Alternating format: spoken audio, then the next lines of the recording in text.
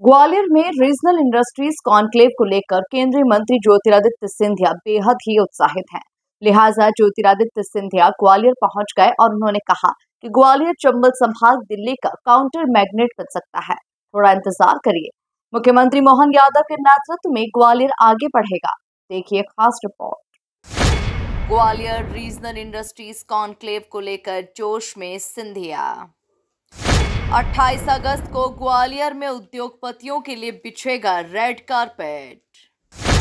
Investor summit से पहले ग्वालियर पहुंचे केंद्रीय मंत्री सिंधिया।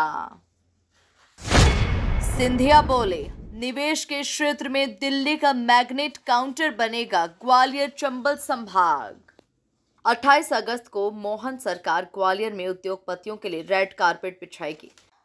राजमाता विजया राजे सिंधिया कृषि विश्वविद्यालय में होने वाले रीजनल इंडस्ट्री कॉन्क्लेव में देश भर के निवेशकों का मेला लगेगा, जिसे लेकर केंद्रीय मंत्री ज्योतिरादित्य सिंधिया ग्वालियर पहुंच गए।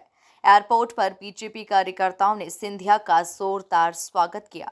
इस दौरान मीडिया से चर्चा करते हुए सिंधिया ने कहा कि रीजनल इंडस्ट्री कॉन्क्लेव को लेकर सीएम मोहन यादव के साथ हमारी जूम मीट पर चर्चा हुई। मुझे विश्वास है कि उस दिन कुछ अच्छे निर्णय लिए जाएंगे। थोड़ा इंतजार करिए। हमारे संभाग में बहुत संभावनाएं हैं।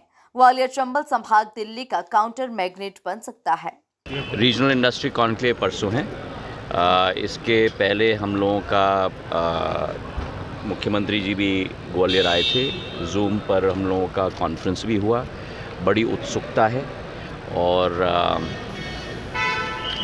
मुझे विश्वास है कि कुछ अच्छे निर्णय उस दिन लिए जाएंगे और ग्वालियर चंबल संभाग के लिए, केवल ग्वालियर के लिए नहीं, संभाग के लिए कुछ अच्छी घोषणाएं और निर्णय भी होंगी। अब 48 घंटे का समय है, थोड़ा इंतज़ार करें और आप और हम साथ में होंगे। यूपीएस को लेके बहुत सारे संभावनाएं हैं हमारे संभाग में। हमारा संभाग दिल्ली का एक काउंटर मैग्नेट बन सकता है। मैं ये समझता हूँ कि हमारे संभाग में जो संभावनाएं हैं, शायद किसी और क्षेत्र में इतनी संभावनाएं हों। केवल औद्योग और मैन्युफैक्चरिंग के सेक्टर में नहीं, लेकिन सूचना प्रौद्योगिकी के क्षेत्र में, कृषि फूड प्रोसेसिंग के क्षेत्र में, पर्यटन के क्षेत्र में, जैसे मुख्यमंत्री जी ने कहा, हमारे मक्के और हमारे एडिबल ऑयल्स के क्षेत्र में, इथेनॉल के प्रोडक्शन के क्षेत्र में, बहुत सारी संभावनाएं, धार्मिक पर्यटन के क्षेत्र में। और मुझे विश्वास है कि ये रीजनल इंडस्ट्री कॉन्क्लेव उस लक्ष्य की पूर्ति की तरफ तेज़ी से हम सबको साथ में मिलकर मुख्यमंत्री जी और प्रधानमंत्री जी के नेतृत्व में बढ़ाएगा। वहीं केंद्रीय मंत्री सिंधिया ने यूनिफाइड पेंशन स्कीम को लेकर कांग्रेस और राहुल गांधी पर जमकर निशाना साधा। सिंधिया ने ओपीएस को देश की बेहतरीन स्कीम बताते हुए राहुल गांधी से सवाल किया, जो चिल्ला कर ओपीएस कह रहे हैं। हिमाचल और कर्नाटक में क्यों ओपीएस लागू नहीं किया? विपक्ष का काम ही है विरोध करना। विपक्ष का काम ही है देश को खड्डे में ले जाकर छोड़ना।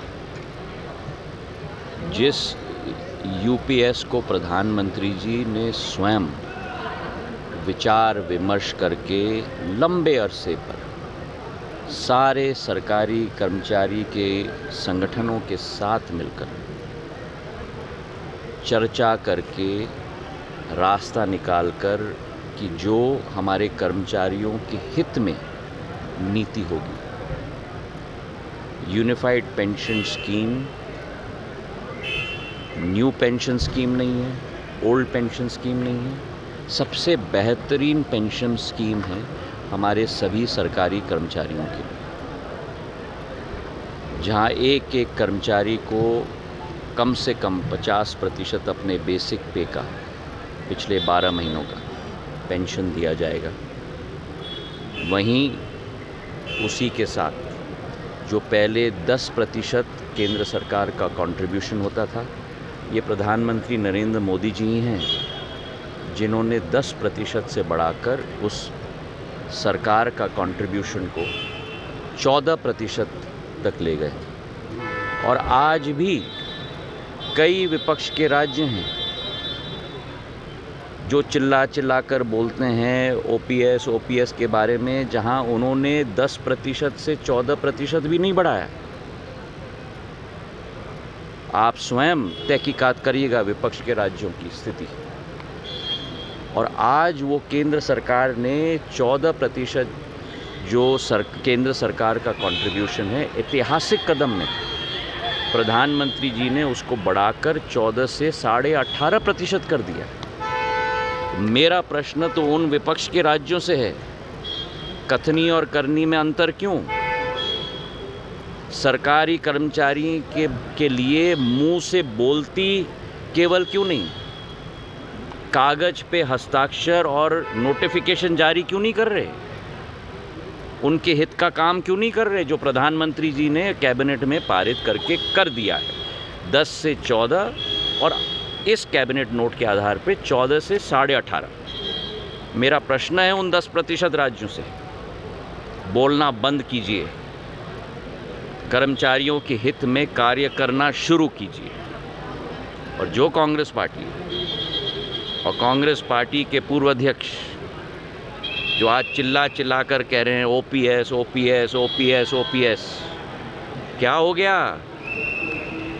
जो चुनाव के समय में मैनिफेस्टो में डाला था कर्नाटक में, मैनिफेस्टो में डाला था हिमाचल में, 1.5 साल हो गए, क्यों नहीं लागू किया ओपीएस अभी तक उन राज्यों में? दूसरों को उंगली दिखाना बहुत आसान है, अपने आप अपने वादे पर आज तक क्यों नहीं अमल हुए हैं?